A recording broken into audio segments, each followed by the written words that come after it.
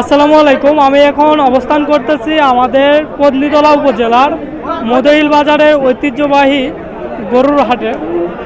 আসছে কুরবানি ঈদের জন্য এখানে গরু পর্যাপ্ত পরিমাণে আমদানি হয়েছে, তবে গরুর থেকে ক্রেতাদের সংখ্যাই বেশি দেখা যাচ্ছে।